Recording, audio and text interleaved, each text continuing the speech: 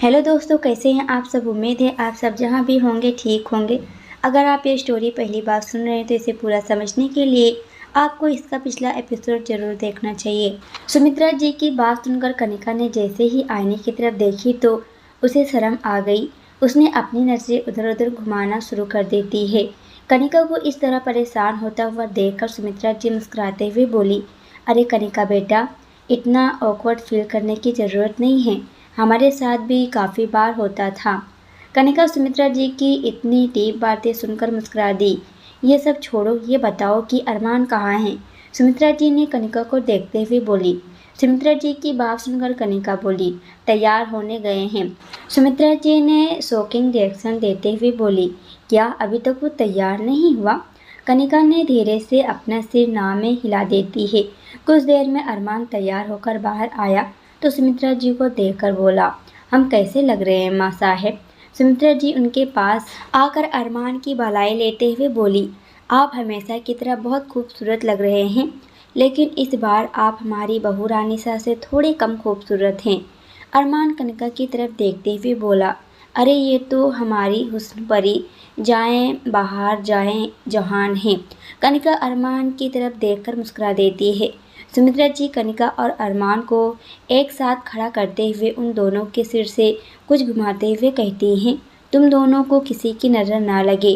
काफ़ी समय बाद हमारे घर में ये खुशियाँ आई है, तुम दोनों इसी तरह साथ रहो। कनिका, हम आपको पूरे दिल के साथ शुक्रिया करना चाहेंगे क्योंकि आपने हमारे बेटे को अपने दिल से अपनाया है और आपकी बदौलत ही आज हमारे घर में वापस खुशियाँ आपकी वजह से आया है। हमारा बेटा आज हमारे सामने सही सलामत सिर्फ आपकी वजह से है। कनिका ने सुमित्रा जी की तरफ देखकर एक मुस्कान दे दी। फिर सुमित्रा जी उन दोनों को लेकर वहां से नीचे हॉल की तरफ चली आई। उन तीनों के जाने के बाद रूम के सहारे से खड़ी प्रियंका मुस्कुराते हुए कहती है, माँ साहब भी इंसानों के साथ रहकर इंसानों जैसी बातें करने लगी हैं और आपकी प्यारी बहू रानीसा ने आपके बेटे को नहीं अपनाया है। माँ साहब, उस बेचारी को तो अभी तक पता भी नहीं है कि उसने कितनी बड़ी गलती की है। इंसान भी ना, इन्हें सही गलत समझ ही नहीं आता। भावनाएं सच में बेहद बुरी होती हैं। हम भावनाओं में बहकर अपना अच्छा बुरा सोचना ही भूल जाते हैं। पुअर भाभी सा। वही नीचे सब अरमान और कनिका सीढ़ियों के पास पहुँचे तो अचानक सारे हॉल की लाइट्स ऑफ हो गई। सभी मेहमान यहाँ वहाँ देखने लगे। तब अचानक लाइट्स ऑन होती है और फोकस कनिका और अरमान की तरफ चला जाता है। अरमान राजपूती ड्रेस में काफ़ी अच्छा लग रहा था। उसने आज हमेशा की तरह ब्लेजर सूट नहीं पहना था। उसने सिर पर पगड़ी, गले में मोतियों की माला और लंबा सूट जैसा राजस्थानी राजा महाराजा घरानों में लड़के पहनते हैं या नया दूल्हा पहनता है, उस तरह के कपड़े। और कनिका ने रेड कलर की साड़ी पहनी हुई थी जो कि काफ़ी हैवी थी और दोनों एक दूसरे के साथ काफ़ी खूबसूरत भी लग रहे थे।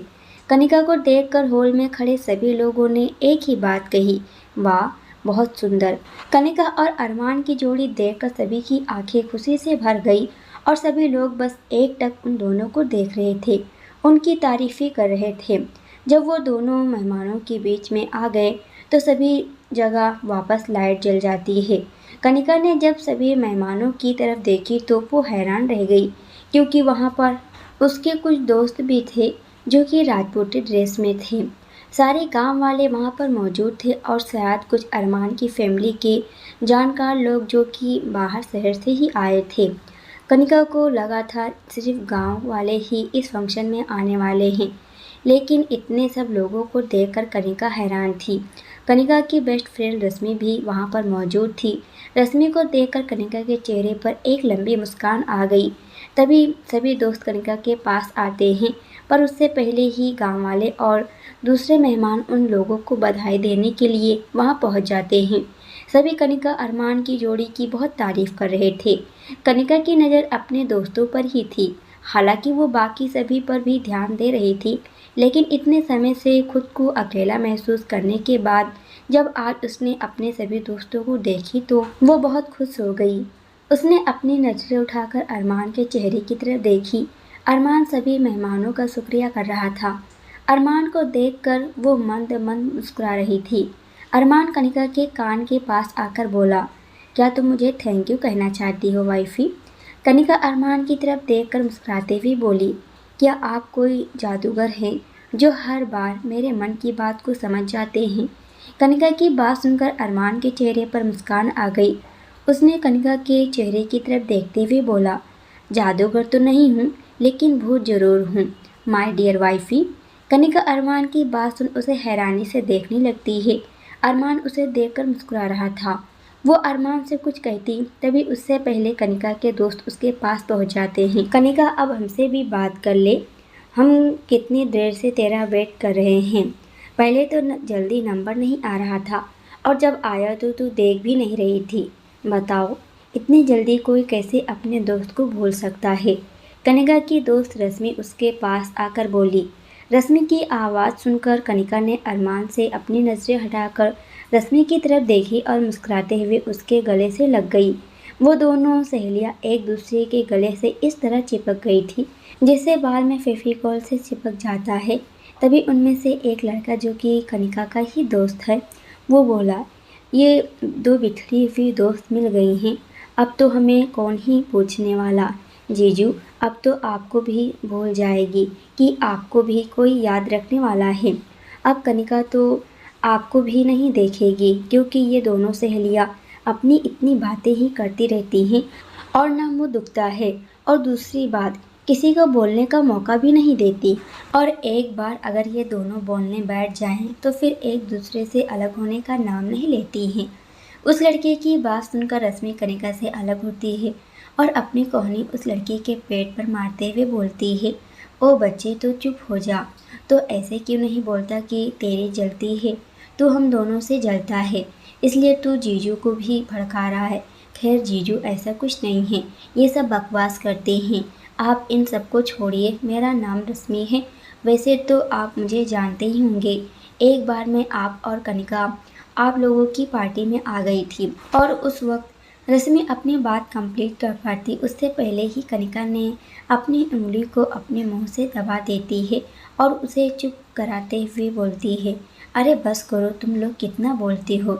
ये मेरा ससुराल है, यहाँ पर तो कम से कम शांत रहो तुम सब।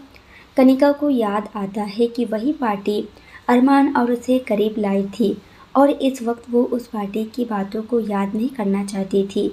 तभी उनकी ग्रुप में से एक लड़की, जिसका नाम रीमा था, वो बोली, अरे तुम लोग लड़ते ही रहोगे या हमें जीजू से मिलवाओगे भी यार? कनिका, ये क्या है? हम तो तेरी फैमिली से मिलने आए हैं और तू है कि जीजू को साइड में हीरो बनाकर छोड़ दिया है। देखो तो किसे देख रहे हैं कि एक बार हमारा इंट्रोडक्शन भी करवा दे। तुम लोगों में ज़रा भी मैनर्स नहीं है। ये कहते हुए रीमा ने अपना से हिला देती है। हाँ, सही कहा तूने, रीमा कनिका के सभी दोस्त ने कहा, सिवाय रश्मि के। कनिका उनकी तरफ देखते हुए बोली, अच्छा ठीक है बाबा, मिला देती हूँ। ये मेरे पति मिस्टर अरमान मल्होत्रा, दिल्ली के बहुत बड़े बिजनेसमैन। वैसे सुना होगा तुम लोगों ने इनके बारे में, और तुम सब इस वक्त इनके गांव में, इनके घर में, इनका खुद की हवेली के अंदर खड़े हो। और मिस्टर मल्होत्रा, ये है मेरे दोस्त रश्मि, जीत, आदर्श, विनय, माही और निकिता। अरमान ने सभी से हाथ मिलाया। उसके बाद कनिका बोली, वैसे मिस्टर मल्होत्रा, आप ही इन लोगों को यहाँ लाए हैं ना? अरमान मुस्कुराते हुए कनिका की तरफ देखता है। वो कुछ कहता उससे पहले ही रश्मि बीच में बोल पड़ती है, और नहीं तो क्या, तू तो शादी करके हमें भूल ही गई थी। मुझे तो लगा मैं दोबारा तुझे कभी देख भी नहीं पाऊंगी। उसके बाद अंकल की डेथ हुई, उसके बाद तो तू गायब ही हो गई। कनिका, तू इतनी जल्दी अपने दोस्तों को कैसे भूल गई? माना कि शादी के बाद सब पराये हो जाते हैं, लेकिन इतनी जल्दी तूने हमें भुला दिया। मुझे इस बात की उम्मीद बिल्कुल भी नहीं थी। कनिका रश्मि की बात सुनकर खामोश हो गई और वो अपनी नज़र उठाकर अरमान की तरफ देखी। वो क्या बोलती, वो खुद भी नहीं जानती थी कि वो किस कंडीशन में यहाँ पर लाई गई थी, और सब कुछ उसकी सोच के भी बिल्कुल अपोजिट हो रहा था कि वो ना तो किसी से कुछ कह पा रही थी और कुछ ना ही समझ पा रही थी। अरमान ने कनिका के चेहरे की तरफ देखा और उसके हाथ को पकड़ते हुए उसे शांत किया। कनिका अपने दोस्तों की तरफ देखकर ज़बरदस्ती मुस्कुराते हुए बोली, मुझे खुद को पता नहीं था ये सब कैसे हुआ। सब कुछ इतनी जल्दी में हो रहा था कि किसी को कुछ बताने का मौका ही नहीं मिला, और उसके बाद डैड भी चले गए तो मैं मेंटली बहुत ज़्यादा टूट गई थी। शायद इसलिए ही अरमान मुझे इन सब से दूर यहाँ पर लेकर आ गए, और अब तुम सब भी यहाँ पर आ गए हो तो कुछ दिनों तक मुझे अच्छी कंपनी मिल जाएगी। रीमा ने अरमान की तरफ देखते हुए बोली, हाँ फिर बाद में तो तुम्हारा ख्याल रखने के लिए जीजू हैं ही। क्यों नहीं जीजू, आप कुछ दिन तक अब कनिका को हमारे पास ही रहने दीजिए, क्योंकि आपके साथ तो वो ज़िंदगी भर रहेगी। लेकिन हम इतने दिनों बाद मिल रहे हैं तो हम सब दोस्त एक साथ एंजॉय करना चाहते हैं। आई होप आपको कोई एतराज़ नहीं होगा। अरमान रीमा की बात सुनकर एक पल के लिए तो काफ़ी सीरियस हो गया। उसने कनिका के हाथ को और भी कसकर पकड़ लिया। उसकी कनिका को लेकर पोजीशनेस इस तरह बाहर आती थी जैसे कि वो कनिका को खुद से दूर न जाना चाहता हो, और बस कनिका को दूर जाने के ख्याल से ही उसे गुस्सा आने लगा हो। कनिका अरमान के चेहरे के एक्सप्रेशन देखकर समझ गई थी कि अरमान को रीमा की बात अच्छी नहीं लगी। इसलिए कनिका ने अरमान के हाथ पर अपना दूसरा हाथ भी रखकर उसको हल्का दबा देती है। कनिका के इतने प्यार से स्पर्श से अरमान कुछ शांत हुआ। फिर वो मुस्कुराते हुए रीमा से बोला, नहीं मुझे कोई एतराज़ नहीं, आप सब जितने दिन चाहे इनके साथ रह सकते हैं, लेकिन हम जानते हैं कि ये कहीं भी रहें इनके दिल दिमाग में ख्याल सिर्फ हमारा ही रहेगा। अरमान की बात सुनकर कनिका मुस्कुरा देती है। वहीं कनिका के दोस्त ओए होए करते हुए अरमान और कनिका को देखने लगते हैं। रश्मि तो कनिका के कंधे पर अपना कंधा टकराते हुए बोलती है, यार कसम से मुझे नहीं पता था कि जीजू इतने रोमांटिक भी हैं। तू तो बहुत लकी है ना यार, जीजू तुमसे बहुत प्यार करते हैं। अरमान की बात सुनकर कनिका को पहले ही शर्म आ रही थी। उस पर अपने दोस्तों का इस तरह छेड़ने पर कनिका के गाल टमाटर की तरह लाल लाल हो जाते हैं। कनिका अपने ओठ पर अपने हाथ को रखते हुए हंसने का नाटक करने लगती है। माहौल को बदलने के लिए जीत कनिका के पास आकर अरमान से बोला, ठीक है जीजू, तो आपने कहा है आपको एतराज़ नहीं है, तो अब हम अपनी प्यारी सी दोस्त को लेकर जा रहे हैं। वैसे भी आपने इतने दिन से अपने पास रखा है, अभी हमें इससे बहुत बातें करनी हैं, और आई होप आपको बुरा नहीं लगेगा। अरमान ने एक नज़र जीत के हाथों पर डाली। जीत ने कनिका के हाथ को कसकर पकड़ा हुआ था। फिर अरमान ने जीत की तरफ देखते हुए बोला, ओके यू गाइस एंजॉय। जीत और कनिका के बाकी दोस्त कनिका का हाथ पकड़कर उसे ले जाते हुए बोले, ओ थैंक यू सो मच जीजू। वो सभी लोग दूसरी तरफ सोफे पर जाकर बैठ गए, जहाँ पर सभी ने कनिका को घेर लिया था और न जाने कितनी ही बातें कर रहे थे, जैसे सालों से ना मिले हो। वहीं अरमान उन सभी को देख रहा था। रश्मि ने कनिका के हाथ में हाथ डालकर जीत कनिका के बगल में ही बैठा था। रीमा कनिका के कंधे पर हाथ रखकर बैठी थी और कुछ आसपास कनिका को घेर कर बैठे थे। ये देखकर अरमान ने पास से गुजरते हुए सर्वेंट के हाथ से एक पानी का गिलास उठाया और चुपचाप उन सभी को देखने लगा। जब जब वो लोग कनिका के हाथ को छू रहे थे तो अरमान को बहुत गुस्सा आ रहा था। अरमान ने अपने हाथ में पकड़े हुए गिलास से पानी ख़त्म किया और उस गिलास को एक झटके में तोड़कर उसका बिल्कुल बारीक चूरन कर दिया, और वही फ्लोर पर उस चूरन को भी बिखेर देता है। अरमान की नज़रें अभी कनिका और उसके दोस्त पर थी, तभी प्रियंका पीछे से आकर अरमान के कंधे पर अपनी कोहनी टिका देती है। प्रियंका जहाँ पर अरमान देख रहा था उस ओर देखती है, मुस्कुराते हुए अरमान से कहती है, मानना पड़ेगा भाई आपका, करते हो भाभी सा, उनके दोस्त को भी आपने यहाँ पर बुला लिया, ग्रेट भाई ग्रेट। अरमान ने प्रियंका की तरफ देखते हुए बोला, अब तुम इन सब से दूर रहना और कनिका को कुछ भी करने की कोशिश बिल्कुल भी मत करना। तुम अच्छी तरह जानती हो कि अब मेरे लिए कनिका क्या मायने रखती है। प्रियंका अरमान की तरफ देखते हुए बोली, भाई आप भी ना, आपने सोच भी कैसे लिया कि मैं भाभी साहब को चोट पहुंचा सकती हूँ। हाँ मुझे भाभी साहब पसंद नहीं है, क्योंकि आपको पता है ना, मुझसे ज़्यादा कोई खूबसूरत हो तो मुझे अच्छा नहीं लगता। बाकी मुझे इनसे कोई प्रॉब्लम नहीं है, और मुझे अच्छी तरह पता है कि ये आप लोगों के लिए क्या मायने रखती हैं। आखिर हमारे वंश को आगे यही तो बढ़ाएंगे। Enjoy the party.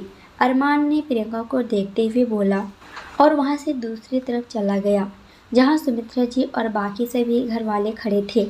Priyanka Kanika और उसके दोस्तों की तरफ देखने लगी। इतनी खास पार्टी है, थोड़ा सा धमाका होना तो बनता है। भाई आपने बहुत गलत किया। भाभी साहब के सभी दोस्तों को बुलाया, लेकिन सबसे खास को नहीं बुलाया। लेकिन कोई बात नहीं, आपने नहीं बुलाया तो आपकी बहन है ना। आप सबको तो यूं ही लगता है कि मैं भाभी साहब की दुश्मन हूँ, जबकि मैं तो इनसे बहुत बहुत ज़्यादा प्यार करती हूँ। इतना प्यार कि मैंने इनके प्यार को ही यहाँ पर बुला लिया। ये कहते हुए प्रियंका ने सामने डोर की तरफ देखी, जहाँ पर अभिषेक हाथ में गुलाब के फूल लिए खड़ा था और वो यहाँ वहाँ चारों तरफ देख रहा था, जैसे किसी को ढूंढ रहा हो। तभी उसकी नज़र प्रियंका पर पड़ जाती है, तो वो प्रियंका को देखकर अपने हाथ उठा देता है, जैसे हाय कर रहा हो, और मुस्कुराते हुए प्रियंका के पास आ जाता है। प्रियंका अभिषेक को अपनी तरफ आते हुए देखकर मुस्कुराते हुए अपने आप से कहती है, अब मैं भी देखती हूँ भाई आपको कब तक खुद को कंट्रोल करते हैं। आप कनिका के करीब उसके दोस्त को तो बर्दाश्त नहीं कर पा रहे हैं, उसकी मोहब्बत को कैसे करेंगे। उफ, मैं ये इंतज़ार कर रही हूँ आपका गुस्सा देखने के लिए। ये कहते हुए प्रियंका उसकी तरफ बढ़ गई। वहीं इन सबसे बेखबर एक लड़की, जो कि करीब करीब गांव वालों जैसे ही लग रही थी। उसने घाघरा चोली पहना हुआ था और सिर पर दुपट्टा डाला हुआ था। उसके दुपट्टे से उसका चेहरा ढका हुआ था और सिर्फ उसके ओठ दिख रहे थे, जो लाल रंग की लिपस्टिक से रंगे हुए थे। उसकी टूटी पर निशान थे, जो कि काजल से बनाए गए थे। उसने अपनी घूंघट को दोनों हाथों से पकड़ा हुआ था। उसकी छाती के उभार साफ दिख रहे थे और उसकी पतली गोरी कमर भी दिखाई दे रही थी। उसने पैरों में मोटी पायल पहनी हुई थी, हाथ में कंगन थे। वो कोने में चुपचाप खड़ी थी। कनिका अपने दोस्तों के साथ बैठकर हंसी ठिठोले कर रही थी। तभी से उस औरत की नज़र लगातार कनिका पर बनी हुई थी। उसका चेहरा कनिका की तरफ था। अब ये बता पाना मुश्किल था कि वो कनिका को देख रही है या फिर उसके दोस्तों को, लेकिन उसकी नज़र सिर्फ उस और ही थी जहाँ पर कनिका और उसके दोस्त बैठे हुए थे। उस लड़की ने उन सभी की तरफ देखकर एक रहस्यमय मुस्कान दे दी और अपनी कमर को लचकाते हुए दूसरी तरफ जहाँ अरमान खड़ा था उस ओर चली गई। कनिका अपने दोस्तों के साथ बैठकर बातें कर रही थी। वहीं रीमा की नज़रें अरमान की ऊपर थी। अरमान कनिका को ही देख रहा था। रीमा ने ये बात नोटिस की और कनिका को कोहनी मारते हुए बोली, जीजू तुझे ही देख रहे हैं। वैसे लगता है उन्हें पसंद नहीं आ रहा कि हम लोगों ने तुझे हमारे पास बैठा हुआ। लगता है वो बहुत पॉजिटिव हैं। क्यों, सही कहा ना मैंने। कनिका ने रीमा की बात सुनी तो अपनी नज़रें टेढ़ी करते हुए अरमान की तरफ देखी। अरमान के चेहरे से पॉजिटिवनेस साफ झलक रही थी, लेकिन कनिका अपने दोस्तों को कैसे बताती कि अरमान उसे लेकर कितना पॉजिटिव है। अरमान का मन करे तो कनिका को एक पल के लिए कहीं भी ना छोड़े, उसे अपने साथ पकड़कर इस तरह घूमता रहे जैसे वो कोई छोटा बच्चा है और कहीं खो जाएगा। कनिका मुस्कुराते हुए रीमा की तरफ देखते हुए बोली, नहीं ऐसा कुछ नहीं है, वो बस मेहमानों के बीच में उन्हें अकेला खड़ा होना अच्छा नहीं लग रहा होगा। अब हम दोनों की नई नई शादी हुई है तो दुल्हन यहाँ है, दूल्हा वहाँ है, अजीब लगता है ना। जीत ने कनिका के गले में अपना हाथ डालते हुए उसे पकड़कर अपनी तरफ खींचते हुए बोला, देख रहे हो सातिर हो गई है, बहाने भी बनाने लगी है और अपने पति ऑफ सॉरी हुकुम साहब को बचाने के लिए क्या क्या सॉलिड रीजन दे रही है यार। ऐसे बदलते हैं शादी के बाद रिश्ते, देख लो। जीत की बात सुनकर सभी कनिका की तरफ देखते हुए ओए होए करते हुए हंसने लगते हैं। वहीं कनिका की नज़रें उन सभी से बचकर अरमान की तरफ चली जाती है। अरमान ने जब जीत को कनिका के गर्दन में हाथ डाले हुए देखा तो उसका चेहरा गुस्से से लाल हो गया था। वो अपना गिलास वहीं काउंटर पर रखते हुए जीत की तरफ आ ही रहा था कि कनिका ने अरमान का गुस्सा देखते हुए जीत का हाथ तुरंत ही अपने गले से अलग कर दी और जीत से हटकर दूर बैठते हुए बोली, यार तुम लोग मुझे छेड़ना बंद करो, पार्टी इंजॉय करो। पार्टी इंजॉय करने आए हो तो ना, लेकिन ऐसा लग रहा है जैसे तुम सब पड़ोस की आंटियां बन गए हो। कनिका की हरकत देखने के बाद अरमान अपने कदम वापस रोक लेता है, वरना उसे जीत पर बहुत गुस्सा आ रहा था। कनिका की बात सुनकर सभी हंसने लगते हैं। वहीं कनिका की भी हंसी आ जाती है।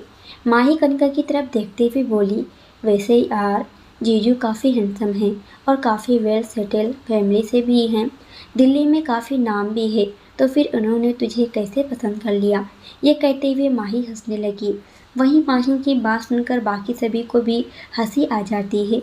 कनिका ने मुंह बना लिया और माही के कंधे पर मारते हुए बोली, अच्छा बेटा, हमसे होशियारी। आखिर तुम कहना क्या चाहती हो? माही हंसते हुए, अरे अरे झांसी की रानी, मैं तो मजाक कर रही थी। पर सच में जीजू बहुत हैंडसम है।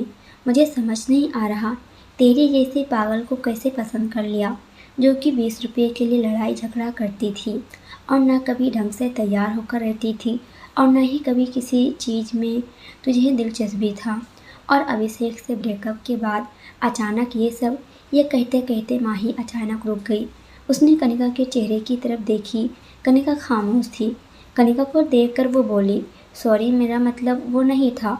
माही थोड़ा उदास हो गई थी, जिसे देखकर कनिका उसकी तरफ देखकर मुस्कुराकर बोली, अरे कोई बात नहीं माही, वैसे भी मुझे अब वो शख्स से कोई मतलब नहीं है। मुझे उसका चेहरा तो पसंद नहीं है, मैं नफरत करती हूँ उससे।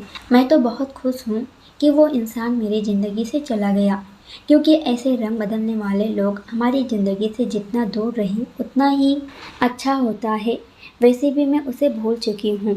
अपनी बात कंप्लीट करती है तो सभी मुस्कुराते हुए उसकी तरफ देखने लगते हैं। उनमें से कोई कुछ कहता उससे पहले ही प्रियंका उनके पास पहुंच जाती है। वो स्टाइल करते हुए सभी से कहती है, हे गाइस, किसे भूलने भूलने की बात हो रही है? प्रियंका की आवाज़ सुनकर सभी अपनी नज़रें घुमाकर उसकी तरफ देखते हैं। वो हंसते हुए सभी को देख रही थी। उसकी लाल लिपस्टिक से सने होठों से झांकते दांत और उसका पतला सा चेहरा देखकर सभी का मुंह बन गया। प्रियंका की बात पर किसी ने कोई जवाब नहीं दिया तो वो आगे बोली, तुम लोग यहाँ पर हो और मुझसे मिलने ही नहीं आए और मुझे बताया भी नहीं कि तुम लोग यहाँ हो। सभी एक दूसरे के चेहरे को देखने लगे। प्रियंका उनकी तरफ देखते हुए बोली, अरे यार, एक दूसरे के चेहरे को इतनी हैरानी से क्यों देख रहे हो? क्या तुमने पहली बार मुझे देखा है? मैं भी तुम्हारी दोस्त हूँ और तुम्हारी दोस्त की नंद भी। यार भाविसा, आपने तो मुझे बताया ही नहीं कि हमारे दोस्त भी यहाँ पर आए हुए हैं। अगर आपने मुझे बता देती तो मैं इन सभी के लिए अलग से रहने के इंतजाम कर देती। प्रियंका को देखकर रश्मि को बहुत गुस्सा आ रहा था। रश्मि अपनी दांत को पीसते हुए उसे ही देख रही थी। प्रियंका ने अपनी बात पूरी भी नहीं की थी, उससे पहले ही रश्मि बोल पड़ी, नहीं, हमें तुम्हारी मेहरबानी की कोई ज़रूरत नहीं है। तुम अपना काम कर सकती हो, हम अपना खुद देख लेंगे। प्रियंका रश्मि की तरफ देखते हुए, वो तो तुम भी यहाँ पर हो। सॉरी, मैंने तुम्हें नोटिस नहीं किया था। अरे पर मैं भूल कैसे गई? तुम तो मेरी प्यारी सी भाभी की बेस्ट फ्रेंड हो, तो तुम कैसे यहाँ पर नहीं आओगी? भाई ने अच्छा तुम सबको यहाँ पर बुला लिया। वैसे भी भाभी सा को यहाँ पर अकेले मन नहीं लग रहा था, तो अब तुम सब हो इन्हें कंपनी देने के लिए। कनिका ने प्रियंका की बात का कोई जवाब नहीं दी। कनिका के दोस्तों में से भी कोई भी प्रियंका से बात करने के मूड में बिल्कुल नहीं था, क्योंकि प्रियंका की हरकत वहाँ सभी लोग जानते थे। इसलिए जितना हो सकता था सभी उससे दूर रहने की कोशिश ही करते थे।